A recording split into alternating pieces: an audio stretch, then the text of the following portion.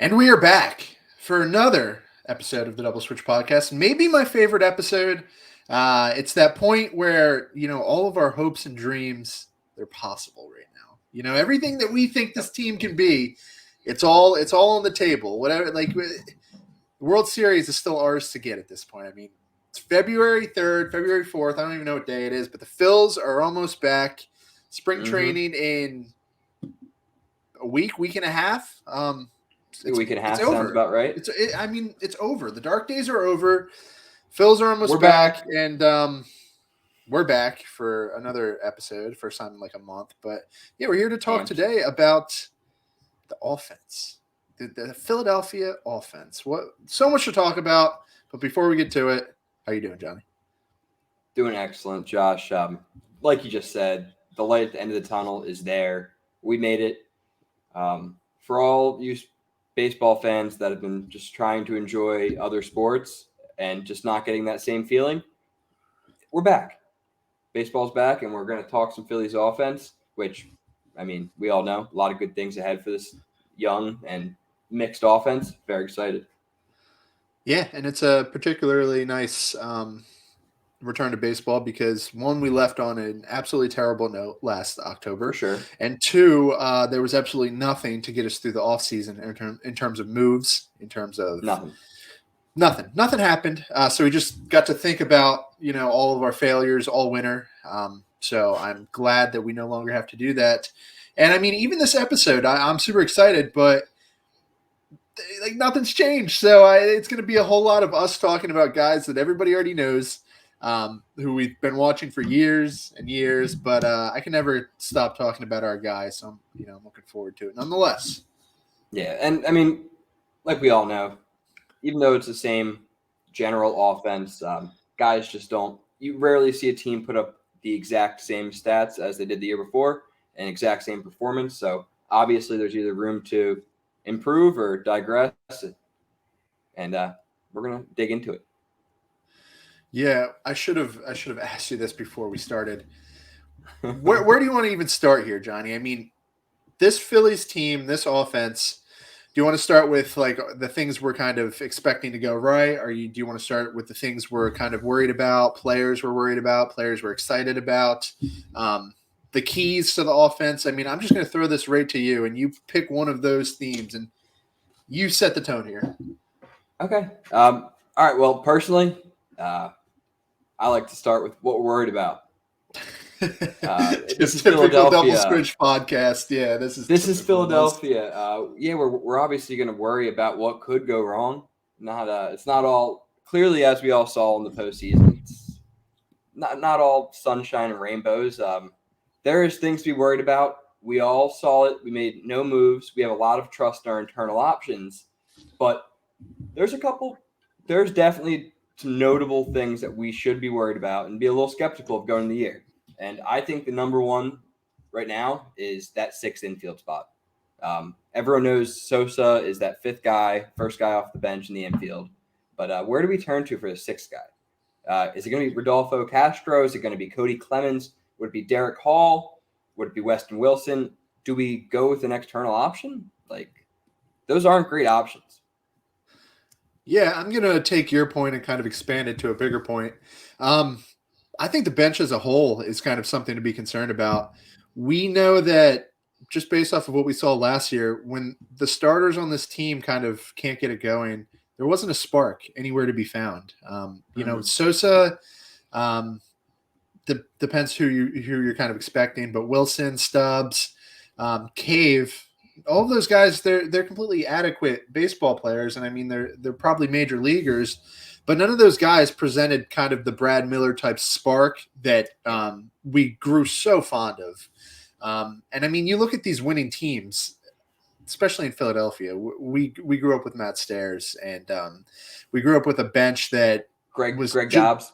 Greg Dobbs. We grew up with role players who were critical to the team's winning. And the Phillies have all the talent in the world offensively. They have star power for days. But as we've seen and as we've kind of reiterated time and time again, it's those fringe players that end up kind of making up the margins when the time counts. And, even you go back to last year, the D-backs, they got production out of guys you weren't expecting. And that's where the key kind of starts. You're going to get production out of Bryce Harper. You're going to get production out of Kyle Schwarber. Those guys that you're not expecting end up being the reason you get to where you kind of want to go. And yeah, the fifth infield spot, I guess it's Castro now. I guess it's tricky because Sosa can man shortstop, third base. I think Caves, his options picked up. I don't think he's going to be non-tendered. I don't even know when you can do that, but I think he's going to be part of this team if I had to guess. So that's another factor. Yeah, and I mean, once we do the spring training preview, we're kind of going to open up just the worlds of possibilities. I mean, Scott Kingery got invited on a minor league deal. He did. I'd love to know the thought process there. Like, what are they expecting exactly from that? Did he make strides last year? It's a good question, and it's a good way to start off because it's kind of how we left off, last season with not having that production that we needed.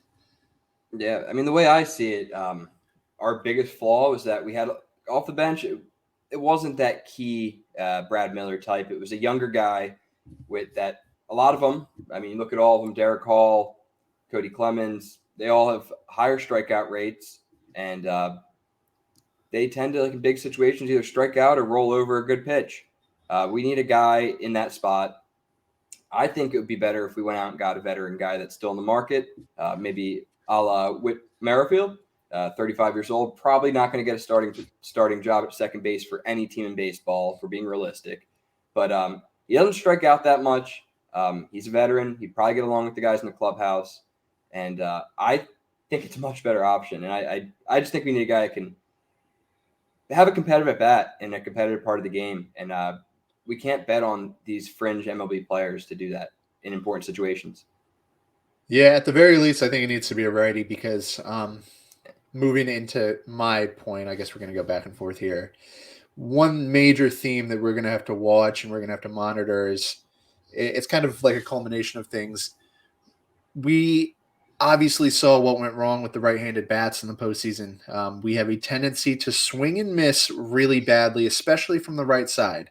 And yes, I'm talking about Nick Castellanos, JT Realmuto, and I'm going to kind of stop there because that's the players that I'm really kind of watching closely this spring and throughout the season.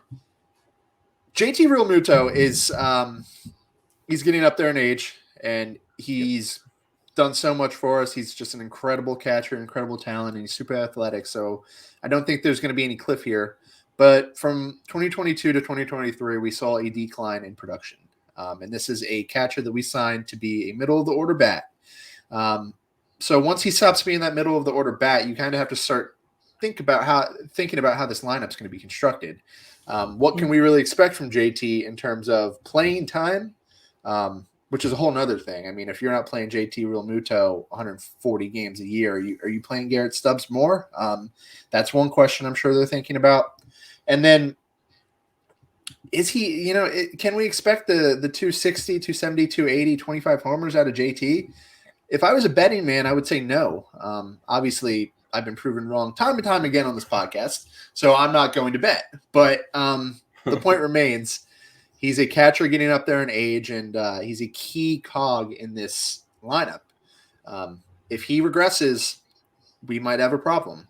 And then on top of that, Nick Castellanos, who I'm going to clump together with him, what a strange tenure he's had here.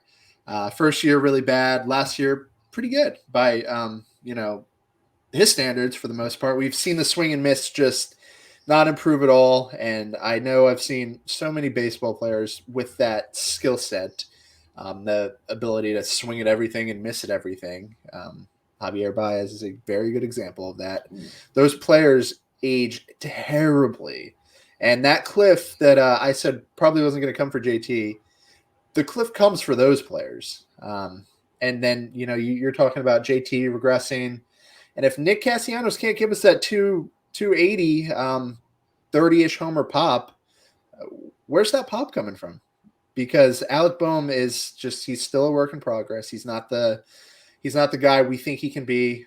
Trey Turner, He's another interesting case. You're kind of going to expect him to get on base and get his hits at the top of the lineup. But where's that big run producing righty that we're paying those two a lot of money to do? Where's it going to come from? Are you just going to continue to swing and miss when they bring in nasty righty relievers, or is there going to be an adjustment in there? That's an excellent question, and it's worth taking a look at, definitely, because going back to the Realmuto thing, does it help him with age, getting Stubbs in there for 20 more games maybe? Does that make Realmuto better, and does that make Stubbs better as a backup, or does that hurt us? Well, you're not just balancing how it helps JT. You have to think about what this lineup looks like with more starts out of Garrett Stubbs, who is not a very good hitter and does not provide much pop at all. With more at-bats, more consistent at-bats, does he perform better? I mean, I personally do not think so, but he might, but he also might just get worse and more exposed. So it's a question, and it's a really good question.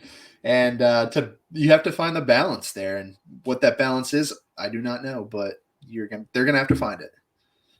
Yeah, that would certainly be one to look out for, because there is a bit of a righty conundrum here, and I think we all kind of expected the Phillies to go out and get a right-handed power bat for the bench, or that could be like a DH and play some outfield that could kind of add that for us. But it seems like we're just kind of banking on the development of the guys we have in house. That seems to be the plan. I know they got to be expecting more out of Alec Bohm. They got to think they're probably thinking there's another step there. He's been taking they have to incremental steps, and that might be exactly why they haven't done what we think they should have done.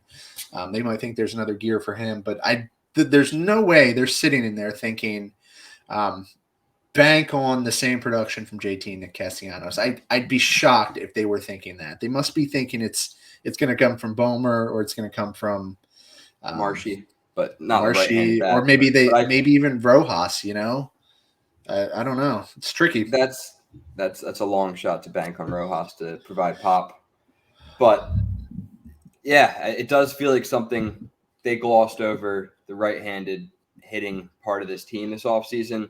I think we see it, actually. I mean, the past two postseason, if there was one theme that I saw, it's that we kind of got mowed down by good right-handed pitching. There's a part of our lineup in the middle where you can strike out a Bohm, you can strike out a JT, you can strike out Castellanos, and it hurts us. It really does. Yeah, and given that it's like right-handed pitchers, there's only a set number of nasty lefties who can really kind of get Bryce Harper out. It's a small number, but there's endless righties with nasty stuff. Every bullpen in the majors has 2, 3, 4, 5 guys like that. So yeah, that's not going to change either. No, and it's a formula to beat us, and they have to kind of cover their ass with it when it matters. 100%. Back to you. But all right, what are you optimistic about? All right, what are you excited to see? I guess I'll go first. Okay, so I'm excited. Okay, so I'm excited for a couple things. I'll just glance over a couple because it'll kind of like cover stuff that we're not going to cover. I'm excited for a full season of Bryce Harper. There's nothing else we can say about Bryce Harper. Yeah, there's nothing else we can say. I'm not going to sit here and talk about Bryce Harper. I'm excited that he's going to be healthy, and I'm kind of curious as to what being at first base does for him. It's a little less physically intensive than right field, so maybe he can stay fresher throughout the year. I'm excited for a full season from – go ahead. I'm just excited to see, like, at the end of the year what Harper's, like, defensive metrics are looking like how he performs a full season in first base. Could be really cool. Yeah, Bryce has always kind of been a little lower than you would think in WAR, just because he's never been a super good right fielder. But if he can hit like he can and be a good fielder at first base, then you're starting to talk about somebody who can rack up 6 WAR seasons. And then that Hall of Fame profile, which is already looking pretty good, starts to look really, really good. Yeah, this could end up being a really good transition for him, like long term in his career. Because eventually, I think Bryce Harper will be a DH permanently. But going from right field to first base, this feels huge. I can't remember the last time we recorded, but we Reese hadn't signed yet, right? I don't think we even talked about that. No, Reese had not signed. Yeah, Reese to Milwaukee, which honestly I don't hate it because I really don't have any issues with Milwaukee, to be completely honest. And it's a good fit for him. Looking at the money, I think there's a world where we could have afforded that, but I know there's so much more. But he's going to crush it. He was going to be a good value wherever he went, but Milwaukee's an awesome spot for him. Yeah. And I think it's really funny that me and you just talked for 5 minutes about how we're going to miss having a really good right-handed bat. Reese Hoskins. That's Reese Hoskins. He was that guy. It's just Reese never had the defensive versatility to make this work. No, that's just it. Yeah, we understand that, and all the best to Reese. It's a shame it had to end that way, but he's got a bright future there in Milwaukee. But I think he's going to crush it. Back to us. Bryce, I'm excited for Stott and Bomer, obviously, and kind of my main guy. I'm excited to see Brandon Marsh kind of use whatever he put together last season as kind of a jumping point into more development. He's going to get a full-time role, presumably in left field, I think. No one said that, but we're kind of making assumptions there. And, he was one of the only Phillies with the OPS over 800. He crushed righties. He was not good against lefties. He improved against lefties in 2023 versus 2022, which is big. That's always something you want to see, is those small incremental gains. And, he was already really good last year in terms of production. The power speed combo is useful. He was terrific in center. He was good in center field. He was terrific in left field. And I'm expecting a little jump for Marshy. I think that he's going to develop into not just a regular MLB starter. I think he's going to develop into a very good one. And I'm always rooting for him because he's an awesome personality. But, high hopes for Marshy. Yeah, I mean, looking back, that Marshy trade was a really good one for us. He's been a really nice fit. It's going to be one of the rare win-wins, I think. I love seeing win-wins. Yeah, no, it's always awesome to see that. And Marsh has been like the perfect addition to the clubhouse. I mean, the city absolutely loves Brandon Marsh. He is like kind of the man. I saw that I agree with you. Go ahead. I saw that he flew in to do the Phillies charity things. I think they shared that on their Twitter or whatever. That's just a great guy. That's a guy you want on your team. Yeah, absolutely. And I mean, it's really like looking at what he did. I remember I wrote an article for the Double Switch, exploring the Marsh last year, about like ways that Brandon Marsh could have improved to like become a better player. And he hit on a lot of those. I mean, his hard hit percentage, his batting average, balls in play, off the charts. I mean, if this guy continues to cut his strikeout and walk a little bit more, like he can really turn himself into a superstar. Like when he puts the bat on the ball, like really good things happen, like statistically. And very excited to see him get like no platoon time this year. I'm hoping that's a thing. I think it can only hurt him to shield him from lefties. Because if you look at his split numbers, it's not like his power diminished against lefties.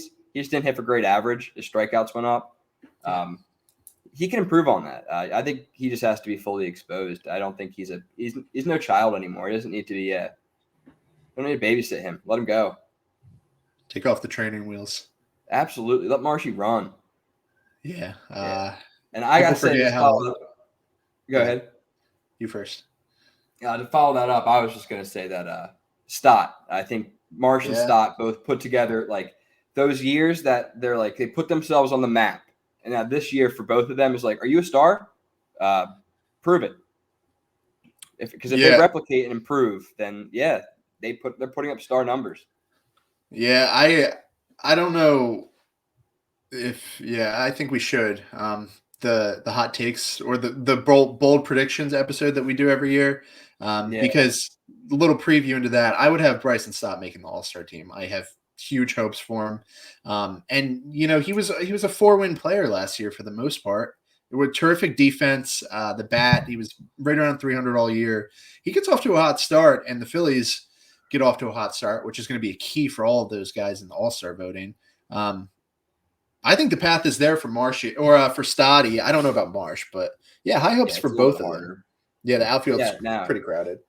It was at the second base position. I mean, it's a little bit easier, less competitive offensively, but I don't think people I know we appreciate Stott, but like the 2023 Phillies do not get where they went without that first half from Stott. I mean, he was really fantastic, and like he kind of was that player that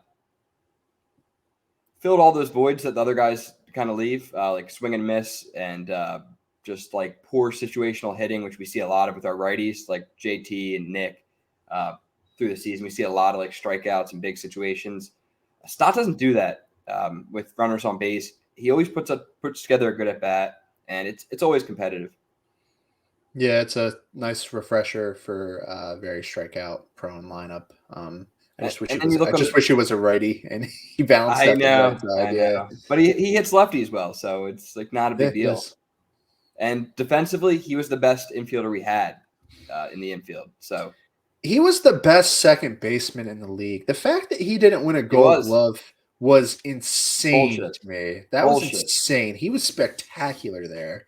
Yeah, look at the numbers, folks. Bryson Stott should have had that Gold Glove. Yeah, that was. We didn't even talk about that, but yeah, Stotty, Marsh, training wheels are off. They're foundational pieces at this point. They're no longer the fringe guys that you want production from. They're guys that we're expecting production from at this point, and they're going to be key parts in this lineup. And then I know it's your turn, but let's just cover it now. Johan Rojas is the most interesting guy on this team right now. I don't know if you saw the pictures. He's jacked. He has been putting in work, and I know that he wants to be better. He probably looks at his October as, a very disappointing October. He kind of got highlighted in some spots that he probably shouldn't have been in. He was in some big spots there, and it wasn't super fair to him. But his development is probably going to be the most important part of this team because, like you said, we didn't go out and get a guy. He's the guy. It kind of looks like it's going to be him patrolling center, and the defense is going to be there. We're not concerned at all about that. But I would like to see some more situational hitting, some more just getting the bat on the ball in big spots. He doesn't need to be a focal point, but he can't be dead out. He's going to have to find a balance between those two, and it's going to be just interesting this spring to watch him. He's going to be the player I'm probably going to be watching the closest. Yeah, I think there's a lot of coverage on it. I think there's a Alex Coffey article about it, if I'm not mistaken, kind of talking about how he's been the first one to be hit, and he was hitting all offseason. And the Phillies, they know it's the biggest thing. He is like center field's a huge position, and they know he is like, I'd say, best defensive center fielder in baseball. I think he will be if he's on the field for a full season. I don't think it's a hot take. No, I mean, if anyone's watched that guy patrol center field, it's not a hot take. That guy is different out there, just different. But yeah, I think it's just needs to improve offensively. Simple as that. And my concern with the whole development of Rojas is Pache and Jake Cave taking away at bats. Do you see that as a real possibility? I see it's a possibility that Pache could have a better spring and have his spot to start the year. Because Pache and Jake Cave do not have minor league options, while Johan Rojas does. And that is something that major league teams definitely look for. And they look at Rodolfo Castro. He probably wouldn't be on this team if he had a minor league option, but he is. So, yeah, that's the positional battle that every team has a positional battle going into spring training. That's ours. Christian Pache, who was good, and then he was bad, and then you don't really know what's real at that point.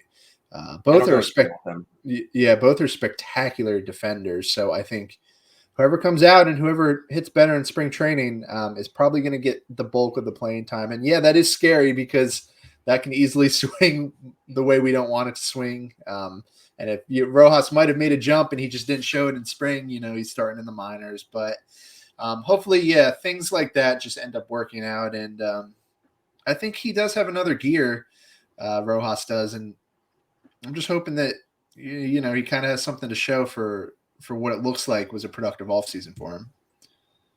Yep. Absolutely. I think it's back to you for your final, if you got one. I do.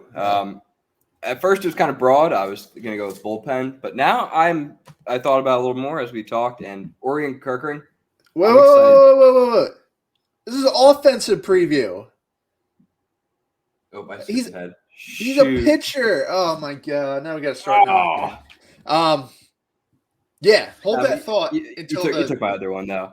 Yeah, hold that thought until the pitching one. We'll get to that one soon, ladies and gentlemen. And Johnny definitely you heard nothing. He totally spoiled that whole episode. Everybody knows what you were going to say. Yeah, because that one guy is the whole episode. Oh man! All right. Well, sorry guys, it's been a long weekend. Back to the offense. We owe it to everybody listening and to ourselves to throw out the possibility that this is the year that Alec Bohm hits 30 homers. Wow. I'm telling you, I thought it was going to be last year. I was like positive it was going to be last year. It wasn't last year. He got to 20. He got to 20 in 2023. I know 10 homers is a big jump, but I'm telling you, just trust me on this. There's a Josh Donaldson 2015 outcome for Alec Bohm. I am sure of it. And I said this last year, and I know everybody's saying, Josh, you said this last year. Josh, you said this last year. I think he sneaks into the 30 homer territory this year. This is pretty much a recurring bit on this podcast. So if I didn't bring this up, I can't tell if you're joking. No, if I didn't bring this up, I would both not be following our script and I would be doing a disservice to myself. 30 homers for Alec Bohm. Josh will certainly die on that one. True or false? 30 homers for Alec Bohm this year. False. 25? 25. Yeah, I think 25. I think 25 exactly is my target for him. Yeah. Where do you think he's going to be batting in, let's say, August, September? Are you talking about in the order or average? In the order, which is probably the more interesting thing about his whole profile is where he bats in this lineup. Yeah, I still think he'll probably be in that 2 or 3 spot. Really? I do.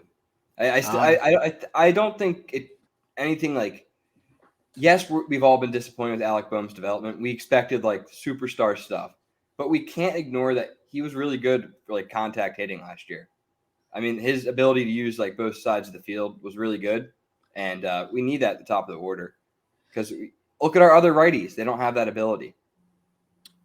I think there's going to come a point this year where we accept Alec Bohm as our cleanup hitter, and it's going to go against the grain because obviously he doesn't hit for a ton of power, and he's not the prototypical cleanup hitter. But I think it's likelier than him hitting 30 homers that he gets a bulk of the playing time at cleanup because he led the team in runners in scoring position last year. His ability to put the bat on the ball is very, very helpful, especially when we're already concerned about some other righties in this lineup. I think he bats cleanup, and then this can kind of end the episode because this is always a big talking point. Who bats leadoff in August and September as the season develops? Who is going to be that guy? Come on now, Schwarby. You think that they stick with Schwarber even if Bryson Stott becomes as good as you think he's going to be? That's an interesting one. Because it's almost like you can't have both. You know, if you think Bryson Stott's going to be that good, then Bryson Stott would probably be batting leadoff, right? In theory. In theory, but like he's also a guy that like great splits against lefties and righties. I would take him, and like he hits really well in almost any spot of the lineup. If you go and look at his like numbers, like where he's batting in the order, and you can't say the same about Schwarber. That's just like the fact. It always has been. We argued this all last year when Stott was popping off and Schwarber was sucking it up. But Schwarber is a good leadoff hitter, and it bugs a lot of people, and it always will. But I think he's going to remain as long as he's a Philly. He's our leadoff hitter. What has to happen for him not to bat leadoff? Is there any way he doesn't bat leadoff? He gets traded off of the Phillies. Really? You think? I mean, if you think this team goes like 11-25 and the offense is awful, you think there's just no way they're swapping Schwarber out? He's the guy. He's the guy. It's where he's comfortable, and he's one of the top leaders in this team.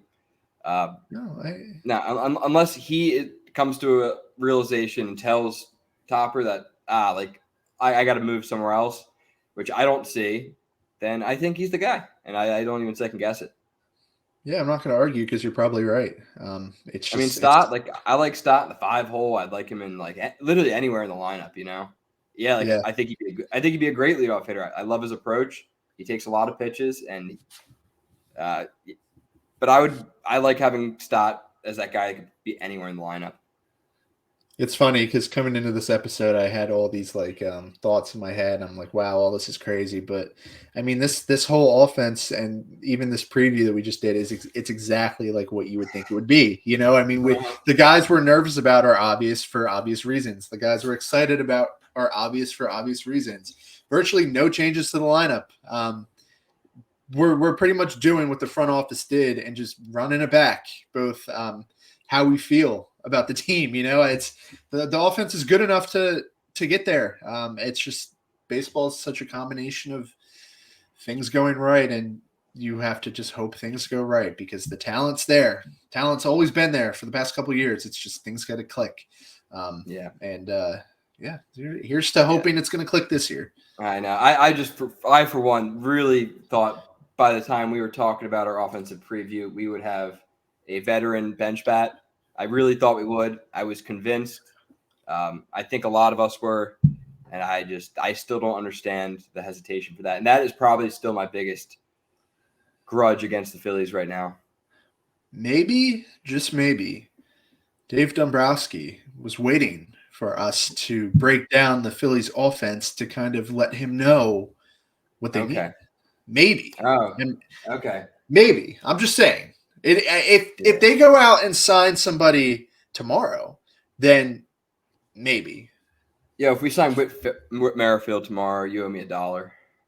Dude, if we sign Whit Merrifield tomorrow after this gets released, my head would probably explode after you just explain the case for Whit Merrifield. I don't even know what I do. We can't confirm that Dombrowski does not watch our podcast. So that's maybe. True. Dave, maybe. If you do that, I'll buy you a round of brews when we get down to Florida. If you're listening, Dave. Yeah, T-minus 4 weeks, 4-ish. It's February's short month. Sunshine, baseball, and brews. Yes, that is on the menu. But I think that's all I got for the offense. We'll know more at a later time, but that's all I got for now. Yes, we don't run the front office, so we can't change anything for you guys right now. But we're preaching to Dombrowski, and we know he listens. We can confirm that. So yes, we don't run the front office, but if Dombrowski is listening, I am open to it. So you have my email. I think probably not, but they know what they're doing. Just have some faith, and baseball's almost back. Absolutely. As always, thank you guys for listening. If you are, I guess the Eagles are done. That's another plot twist since our last episode. If you're a Sixers fan, go check out Pick Swap Media. I'm sure there's plenty to talk about in Sixersville. And we will be back soon to do both the spring training preview and the rest of the pitching preview that Johnny hasn't discussed yet. So that'll be out to you guys soon. Don't listen. Just pretend nothing happened. That'll be out soon. And we'll wrap that up. But as always, thank you guys for listening, and we will be back soon.